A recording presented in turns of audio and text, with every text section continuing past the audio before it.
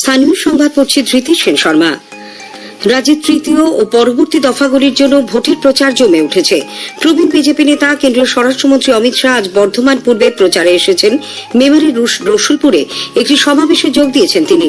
পরিবারতন্ত্রের বিরোধিতা করে শ্রী শাহ বলেন, भाई और बहनों, ये चुनाव जो है वो तय करने का चुनाव है कि देश की जनता को, बंगाल की जनता को परिवारवाद राज चाहिए या राम राज्य चाहिए। উত্তরপ্রদেশের মুখ্যমন্ত্রী যোগী আদিত্যনাথ মুর্শিদাবাদের শক্তিপুরের মজলিশপুরে এক নির্বাচনী সভায় যোগ দিচ্ছেন। এরপর তার আসানসোল লোকসভা কেন্দ্রে দলীয় প্রার্থীর সমর্থনে খাদরা ময়দানে জনসভা করার কথা। কেন্দ্রীয় মন্ত্রী ভি মুরলীধরনও আজ প্রচার সহ একাধিক কর্মসূচি নিয়ে রাজ্যে এসেছেন। কলকাতা বিমানবন্দরে সাংবাদিকদের কাছে তিনি শান্তিপূর্ণ ভোটের পক্ষে জোরালো সওয়াল করেন। উত্তরাখণ্ডের মুখ্যমন্ত্রী পুষ্কর সিং ধামি হুগলি জেলায় বিজেপি প্রার্থীর সমর্থনে আজ এক জনসভায় যোগ দিয়েছেন। অন্যদিকে তৃণমূল কংগ্রেস নেত্রী মুখ্যমন্ত্রী মমতা ব্যানার্জি মালদা উত্তর ও দক্ষিণে আজ প্রচার করবেন। একটি রোড শো করারও কর্মসূচি রয়েছে তার। দলের সাধারণ সম্পাদক অভিষেক বন্দ্যোপাধ্যায় দক্ষিণ 24 পরগনার পাথর প্রতিমায় সভা করবেন। মুর্শিদাবাদে ছাত্র মিছিলে যোগ দেবেন বাম প্রার্থী মোহাম্মদ সেলিম। বসিরহাটে জনসভার কর্মসূচি রয়েছে আইএসএফ নেতা নওশাদ সিদ্দিকীর। এদিকে বসিরহাটে বিজেপি প্রার্থী রেখা পাত্র আজ প্রচারে গিয়ে খড়িডাঙ্গা এলাকায় বিক্ষোভের মুখে পড়েন। গ্রামবাসীরা জায়গায় জায়গায় তার মিছিল আটকে বিক্ষোভ দেখান, স্লোগানও দিতে থাকেন। এদের অধিকাংশই ছিলেন মহিলা। এই নিয়ে এলাকায় তুমুল উত্তেজনা ছড়ায়। পরে পুলিশ গিয়ে পরিস্থিতি নিয়ন্ত্রণে আনে। তবে গোলমালে ভেস্তে যায় প্রচার। রেখা পাত্রের অভিযোগ, বিক্ষোভকারীরা তৃণমূল কংগ্রেসের লোক। শাসক দল অবশ্য অভিযোগ অস্বীকার করেছে। এদিকে লোকসভা নির্বাচনের পঞ্চম ও ষষ্ঠ দফার জন্য মনোনয়নপত্র দাখিলের কাজ চলেছে। ব্যারাকপুর লোকসভা কেন্দ্রের সিপিআইএম প্রার্থী দেবদূত ঘোষ আজ তার প্রার্থীপদ দাখিল করেন। বীরভূমের কাঁকরতলা গ্রামে বিজেপির বুথ সভাপতি নিমাই ধীবরের ওপর আক্রমণের ঘটনায় চাঞ্চল্য ছড়িয়েছে। গতকাল রাত 11:30 নাগাদ তৃণমূল কংগ্রেসের বেশ কিছু দুষ্কৃতী তার উপর আক্রমণ চালায় বলে অভিযোগ।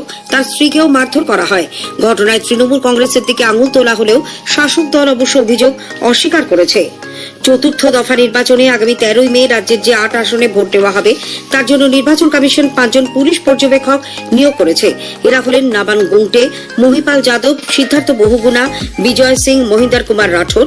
এছাড়াও এই পর্বের জন্য 9 জন সাধারণ পর্যবেক্ষক ও 9 জন ব্যয় সংক্রান্ত পর্যবেক্ষককে নিয়োগ করা হয়েছে। এদিকে নির্বাচন কমিশন এই দফার নির্বাচনে ক্রিটিক্যাল বা সংকটপ্রবণ ভোট কেন্দ্রের তালিকা প্রকাশ করেছে। চতুর্থ দফায় 15,507টি ভোট কেন্দ্রের মধ্যে 3,647টিকে সংকটপ্রবণ হিসেবে চিহ্নিত করা হয়েছে। গ্রামাঞ্চলের পাশাপাশি রাজ্যের শহর এলাকাতেও ভোটদানের হার বাড়াতে নির্বাচন কমিশন বিশেষ উদ্যোগ নিয়েছে। এরই অঙ্গ হিসেবে একটি বিশেষ ট্রামের সূচনা হয়েছে।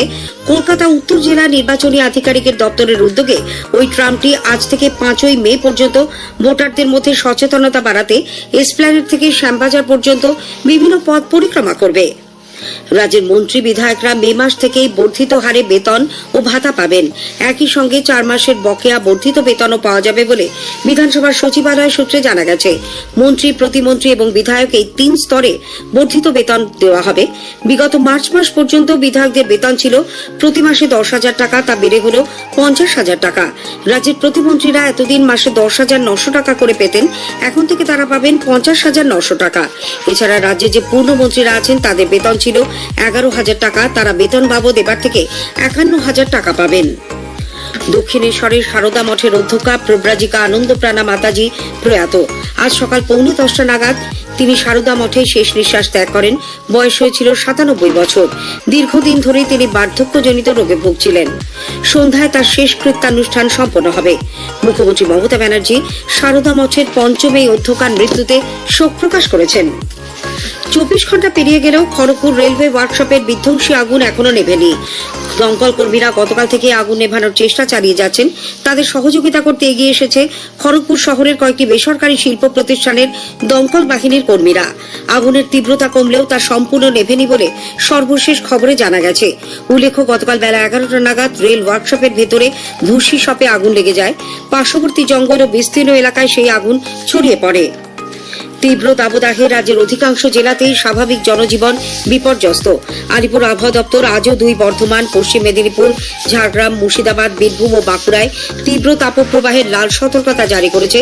দক্ষিণ 24 পরগনায় জারি করা হয়েছে কমলা সতর্কতা। দক্ষিণবঙ্গের বাকি জেলাগুলিতেও তাপপ্রবাহের পূর্বাভাস রয়েছে।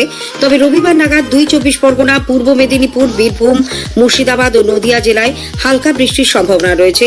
উত্তরবঙ্গে দার্জিলিং, জলপাইগুড়ি, কালিম্পং ও আলিপুরদুয়ার এবং কোচবিহারে আগামীকাল থেকে বজ্র বিদ্যুৎ সহ হালকা বৃষ্টির পূর্বাভাস দিয়েছে আবহাওয়া দপ্তর। এদিকে পশ্চিম মেদিনীপুর জেলায় সর্বোচ্চ তাপমাত্রা আজ আবার সর্বকালীন নতুন রেকর্ড করেছে।